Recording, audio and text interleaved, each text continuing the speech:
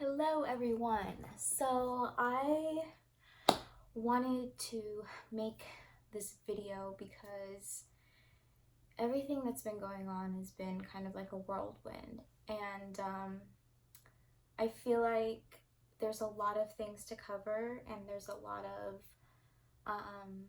information and a lot of just emotions tied to this whole coronavirus outbreak.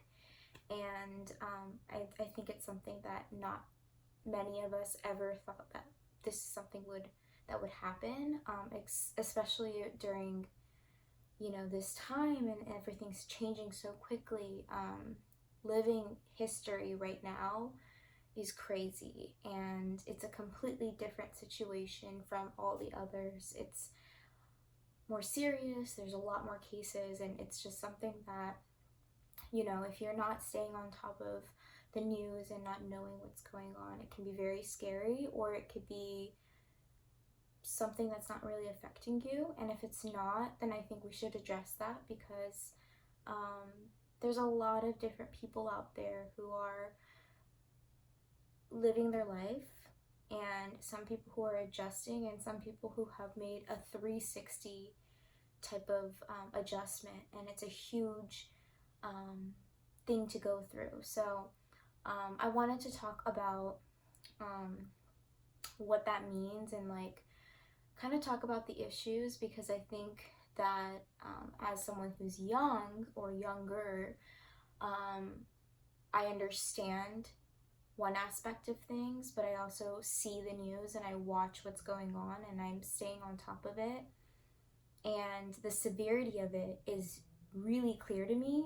But I think that we all can do more and can be better at taking care of ourselves and the people around us more.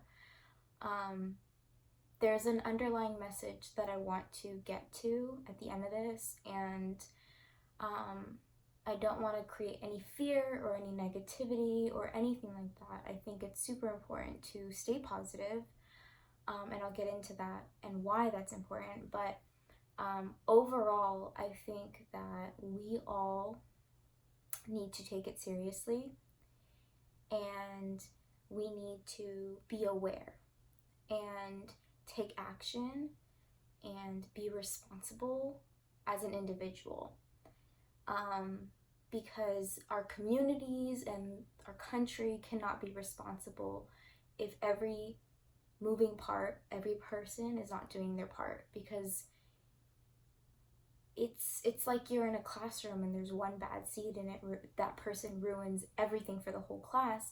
It's a lesson to be learned. It's something to apply to as an adult, and take care of the people that are around us, because this is the kind of thing that we all go through as a country, as a world. I mean, this is a global issue, and the fact that we are behind and we're able to see what could happen in the next few weeks, days, whatever it may be, and know what we can do to prevent it, or at least help prevent it, and make those choices to do that, is super important. And so this is serious. I mean, it's something that we can say haha, or like, wow, I really do understand, but I just don't understand like how I can change the world.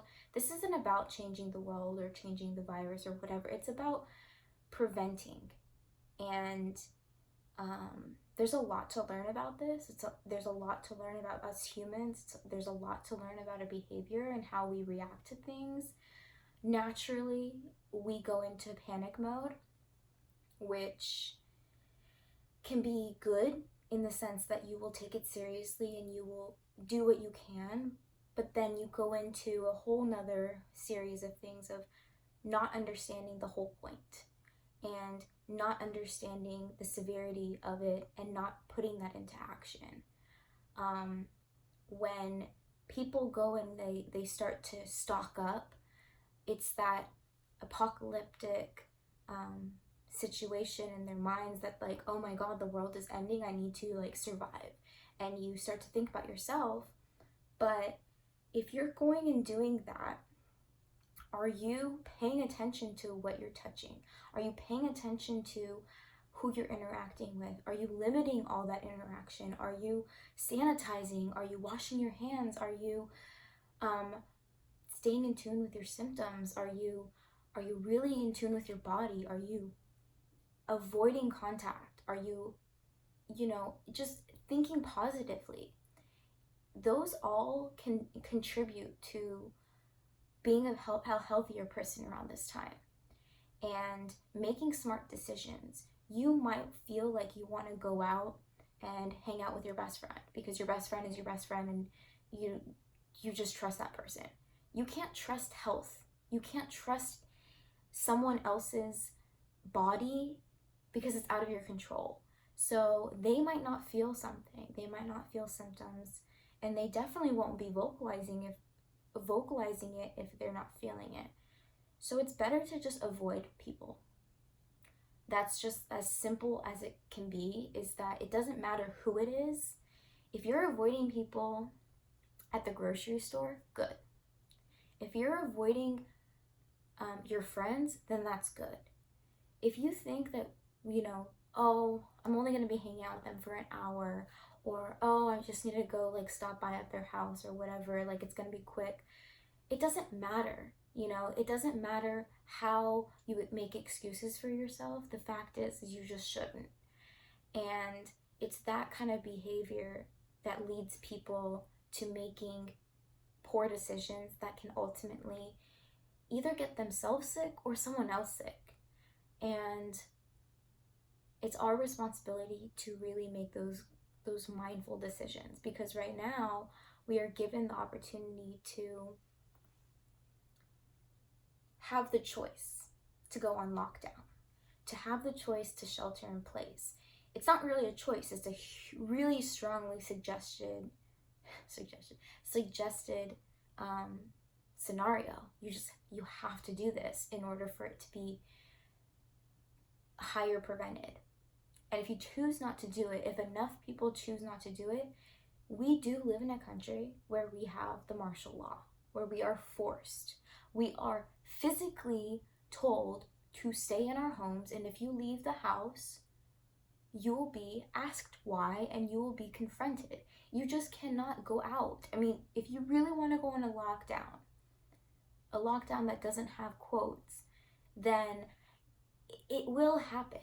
And if you don't make the decisions now to avoid that, it will happen. Now, that changes a lot. I mean, right now you do have the opportunity to drive. You can go to the grocery store for whatever essentials you need.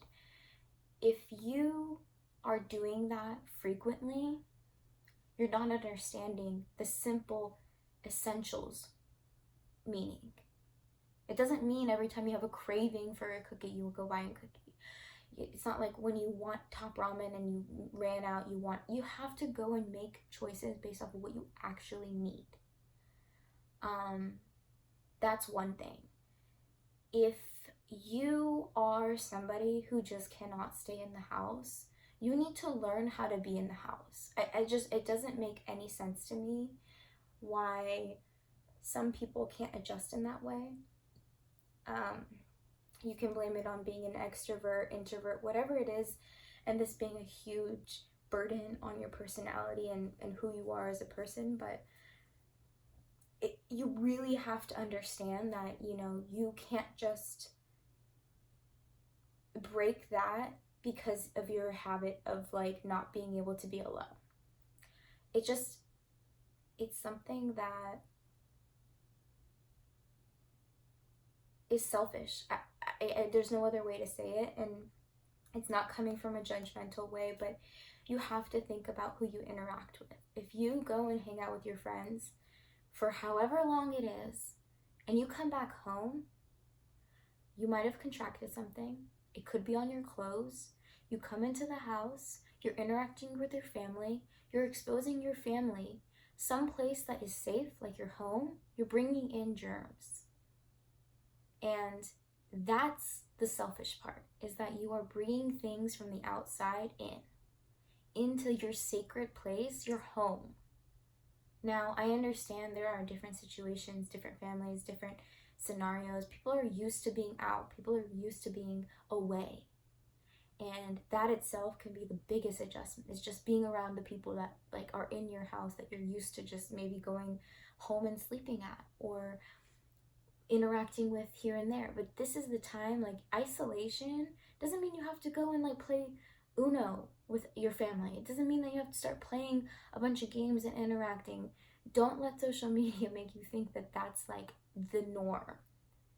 It just means stay at home and don't interact with people outside of your home, because you're contracting things. People come from different places. People travel. People have different schedules. People touch other things that you touch. People get sick. People have different health conditions. People interact with millions of people. I mean, it's just like the interaction you're just trying to eliminate. And I think like what people don't understand is it's not trying to make you feel like you're isolated, like you guys are all dirty and everyone needs to stay away from you. No, it's that you just don't know. And it just comes down to that. You just don't know what anything is made out of. I mean, there could be things in the air, there can be things on people's bodies. There's people sneeze and people cough. It's something that we don't do anymore nowadays because everyone's freaking out, but it's something that happens on a daily basis and it's natural. But right now, if we lessen our interaction with that, it could be the make or break. And I think it's just one of those things we need to kind of go down to the basics of and kind of understand it's a lot simpler than we think.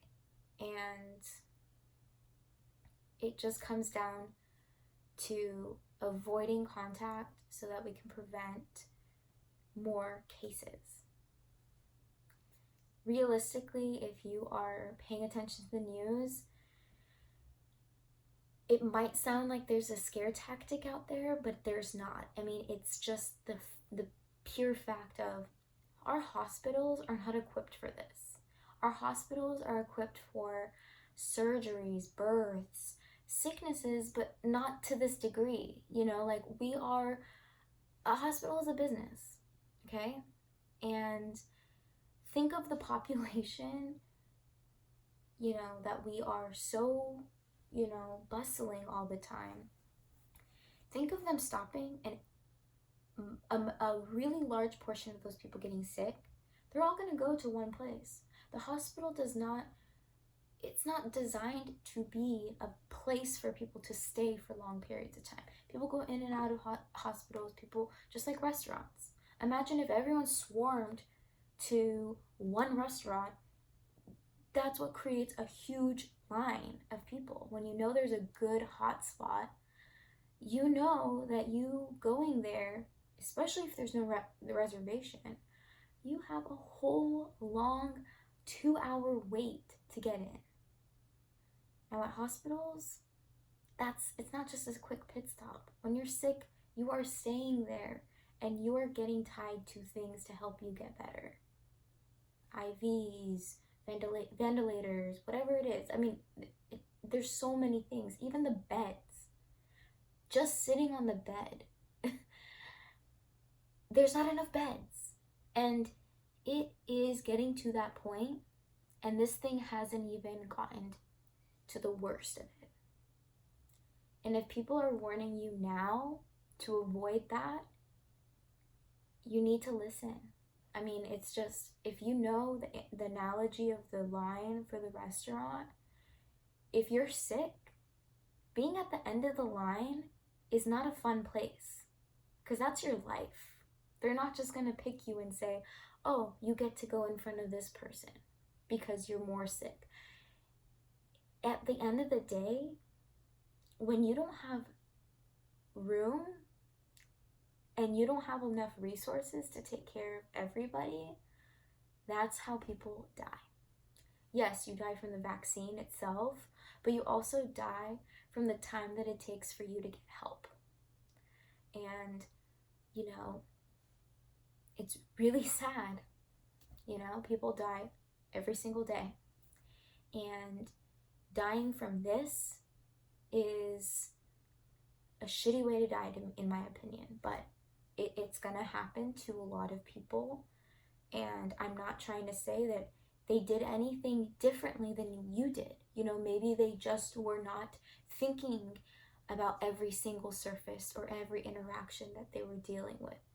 Then maybe they were traveling and they caught it when they were traveling. Whatever the reason is, everybody is dealing with it in a different way. And I'm really curious to hear about those cases a little bit more in depth so that it can help us. But it doesn't even matter because the fact is the numbers are going up. So the underlying message that I really wanted to get to was very simple, and it's that if you think you're doing enough, you're probably not. And I say that because you can be aware and you can be aggressive and you can be attentive, but there are also things that you might be missing and you might not be aware of and you might be overlooking. And sometimes those things we assume we know, but constantly being reminded and being, retold in a new way will help. So I hope that this can kind of break it down and simplify kind of what's going on in a very simple way. I got really passionate about it, and I hope that it doesn't come off as me being super you need to do this. But I've been thinking about this, and I've had conversations, and I've been reflective on my own behaviors and thinking that, oh my God, I'm doing so much compared to most people. And this is not a time to really compare, but in a sense you should, but to think that you're not doing enough. Because the people who are in the hospitals, who are diagnosed, who are dealing with this, you never know, they could have been thinking the same thing. So just keep thinking that there are more things to learn about, more things to stay on top of, and then you can actually say you've done everything you could. So best of luck to everyone. Stay safe, stay healthy, take care of yourself, and take care of your mental health. Physical health is one thing, but this whole thing can really bring you down and make you feel depressed, give you a lot of anxiety, and we deal with those things on a daily basis. Bring in a virus like this that's really creating a lot of anxiety, and it's hard. So talk to your friends, talk to your family, read things, watch the news. As much politics are involved, these are your news sources, these are your government officials, these are your state officials, people who are guiding you through this, trying to give you the knowledge and the background and the updates. So listen to them. I mean, these are people who they're here for you. They're here to tell you what's going on. Listen to it so you stay informed. So yes, thank you for watching. This actually is so much longer than I expected, but I hope that you took away something from this, and you have conversations. That's ultimately what's super important now, is that you stay connected and you create the dialogue. Let people know what you're thinking. Create those conversations. So, all right, thank you for watching.